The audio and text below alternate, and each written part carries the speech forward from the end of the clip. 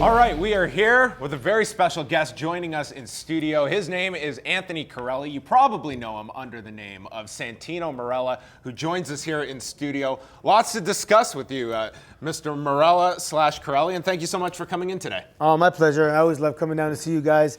Yeah, I've been super busy. You know, I've been off for about a year and About 19 months at this point. About a year and a half with my neck surgery. And in that time, I managed to become busier than ever with the gym and Battle Arts Academy and the Ontario Performance Center.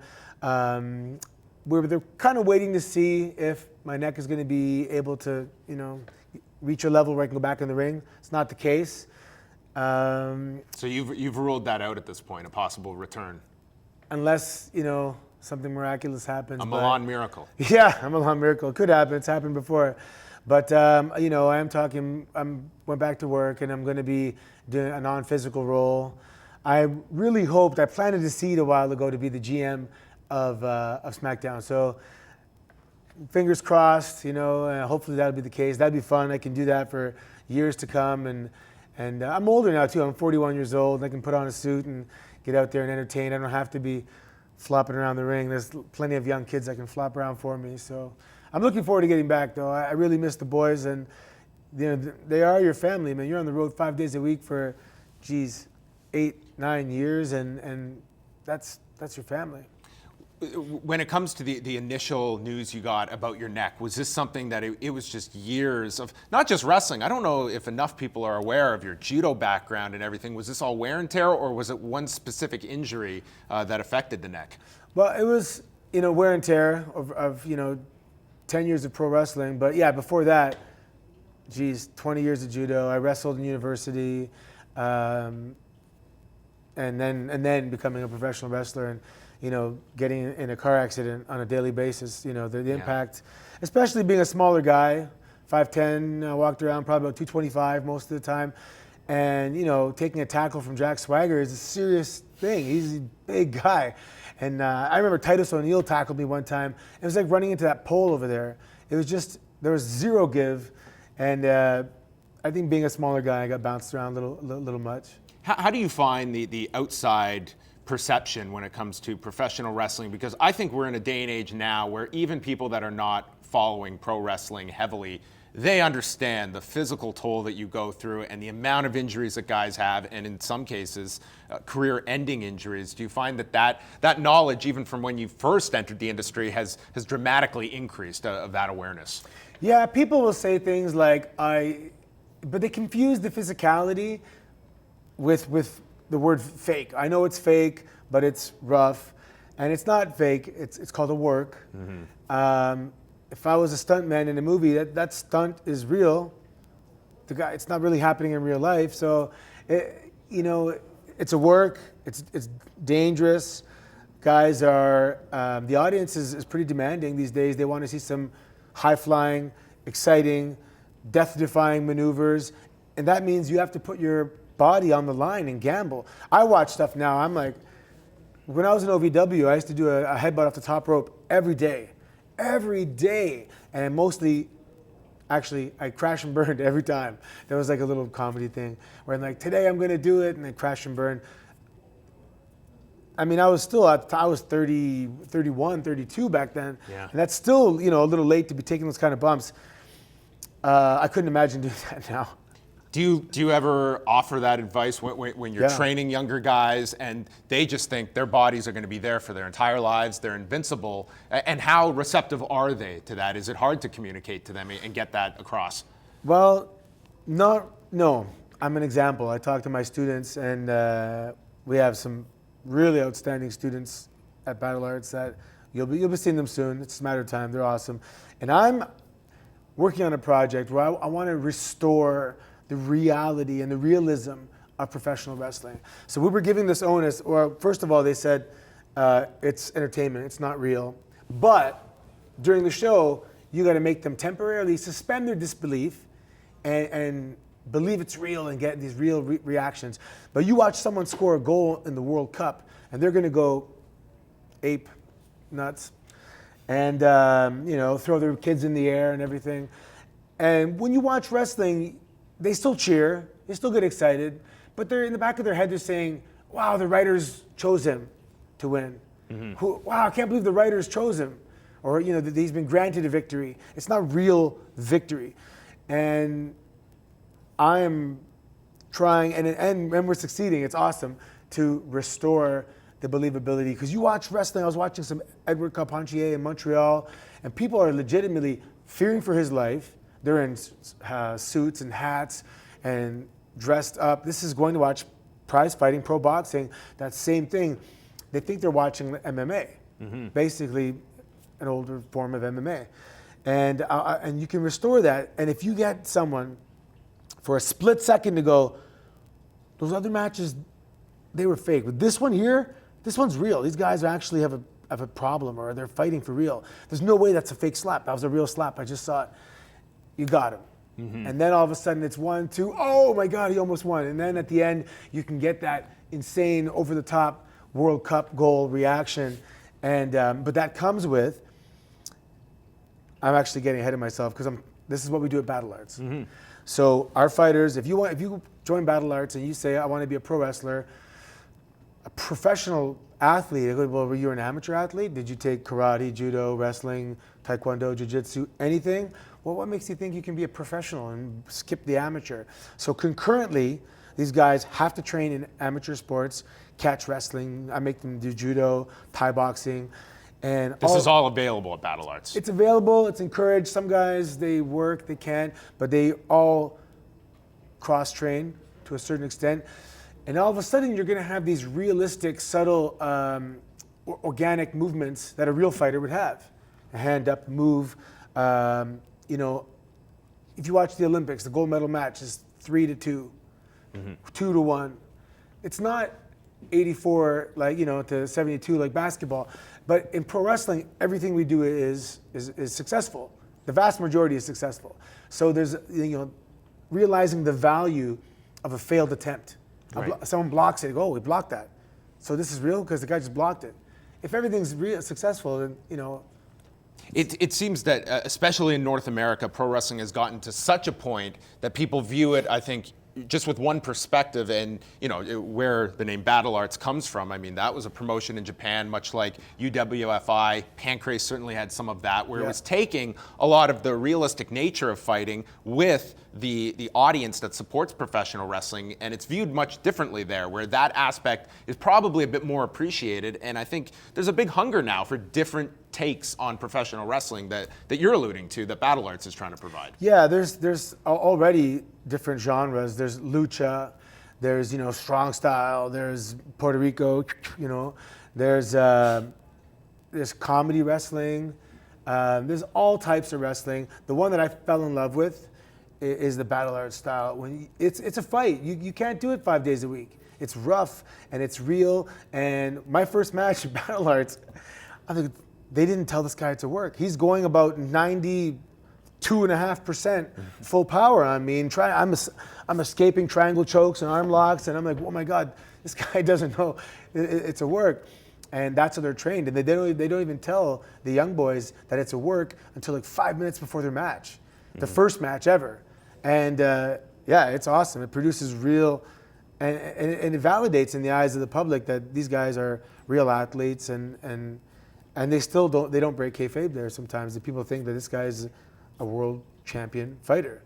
When did the idea of this academy first come to you? Was this always the plan of that every wrestler should have, is that exit strategy at the end, and where am I going to segue this when I can't be doing this full time?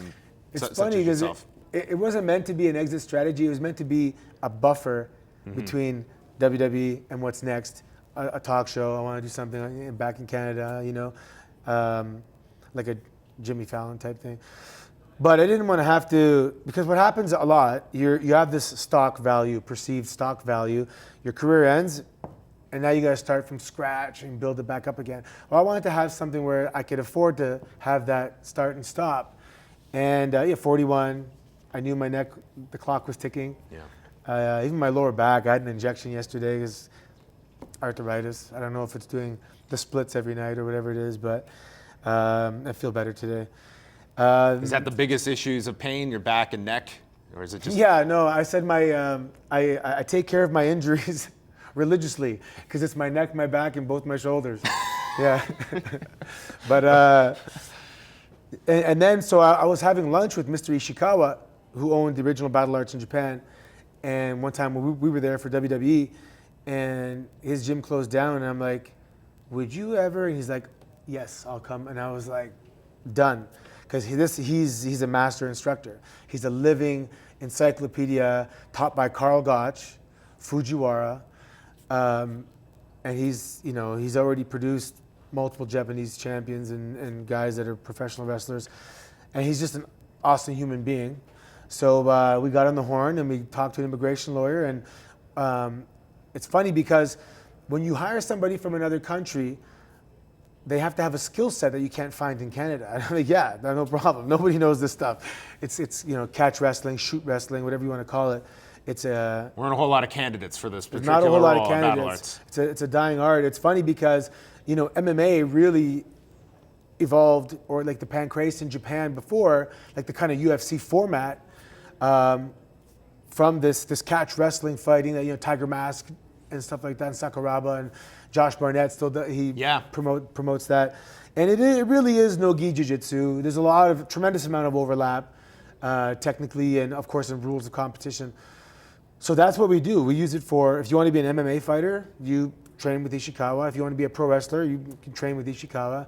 And then of course we have our Olympic wrestling, former Iranian national coach, Baman Sarbazi is there. Boxing coaches, we have world champion Muay Thai coaches. And I was national champion in judo for juniors. And our other coaches are like 4-time we have a lot of awesome coaches, national champions. If I opened up a restaurant, I would have wanted to have master chefs, but I got master coaches. So, and I basically had my philosophies and principles, and I had to stick to my guns. And people are going to think I'm crazy in the beginning.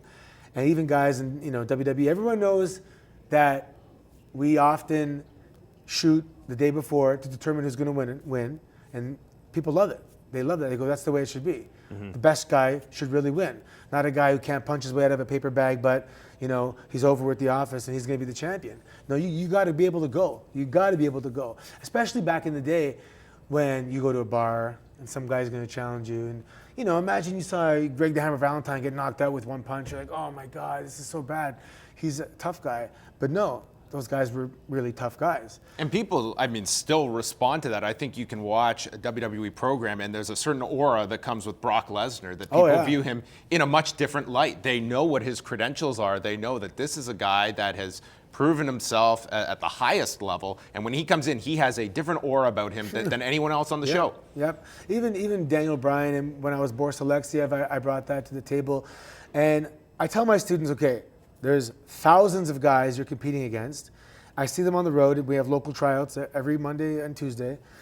And some of them are big, jacked animals. And they're bigger than you. And the guy played, he wrestled in university. And, you're a fan that wants to be a wrestler and you're 182 pounds. And how can you compete? Well, I tell you how you can compete. You can compete when you have an amateur boxing record of 12-3. Mm-hmm. Okay, now this guy's a boxer. Go to some submission tournaments, get a couple medals, document this stuff. Now you're legit. You're a legit guy. You have more on your resume than just, I've been a fan for a long time and I want to give it a shot. No, that's not you. And I tell guys, those that want to join the pro wrestling club, because you can play ball hockey twice a week, that's great. You're not trying to make the ball hockey major leagues. And if you want to join the pro wrestling club, absolutely, that's great, welcome. But if you look me in the eye and tell me you want to do this for a living at a high level, all right, then this is the game plan. I'm going to bust your chops. And I'm going to push you. We're going to tackle this because you have to be a professional, full-time bodybuilder, a full-time MMA fighter, a professional wrestler. You have to become a businessman because you are your product, you are your business, your marketing, your sales. You're doing everything for this entity, which is yourself and your product. So we approach it holistically. We teach guys how to eat, how to groom themselves professionally if they don't know how to dress, how to It's a very social sport. You're in a locker room with guys, a lot. You're in cars and hotels with guys a lot, and you have to know how to act, and you have to know if. And then we had one guy, and everyone has a different prescription. Gain 20 pounds, lose 20 pounds. You just shut up. We have guys that's his prescription. Stop talking because you're going to get yourself in trouble because you say stupid things. And I know that when you leave the nest one day, you're going to say something stupid and ruin your career. I want to segue over to what the WWE is doing now with their performance center, where this is very much what you're talking about. This facility, I mean, they're running guys and tryouts very similar to what an NFL combine would look for. It's very different than where developmental was a decade ago. Oh, yeah. And today, a talent you see on NXT, if they're called up to the main roster, they've honed that character, they have played that role, and they're moving on to the main roster. You got a call, essentially, hey, we need someone that can speak Italian on Monday. You're playing a Russian fighter named Boris Alexiev, and you couldn't have been given of a more further contrast than Santino Marella, and you had to adjust immediately on the fly to that. Immediately. And my Italian wasn't even that good, but Dusty Rhodes, God rest his soul, he told me if they ever ask you if you can do anything, the answer is yes. And then you better go learn how to do it. So I remember I went to, is it Borders or Chapters? I forget which one's in the States. And I bought like CDs, and downloaded them to my iPod. And I'm in the plane drinking espresso and like trying to listen to every CD just to get some of the tonations and stuff like that correct. And I learned enough to get out there. But since then I've actually been studying and I've returned and now I'm able to speak in Italian to the audience. And it was like, crazy. I mean, imagine you're playing first base for AAA and they say, hey, you're playing third base for the Yankees Monday night. Okay, I can play third base, and you never have. But this is your shot. How much of the Boris Alexiev character that you had in Ohio Valley Wrestling was kind of based off of Fedor Emelianenko at the time? Was that kind of an influence, or was this something distinct from your judo background that you thought you could transition into professional wrestling? Well, see, in 04, I was in Japan, and I watched Pride all the time. Ishikawa actually fought in Pride. Yes. And so going to Japan as a former national judo champion and team member, I was kind of given a little bit of a few notches up in terms of where I started, because judo is Japanese. This is my judo hat, by the way. Yes, looks beautiful. Yeah. A buddy of mine makes them. I love it when I saw it. And then I go there and I'm learning how to fight MMA and kind of pro wrestling-ish, but it's really MMA.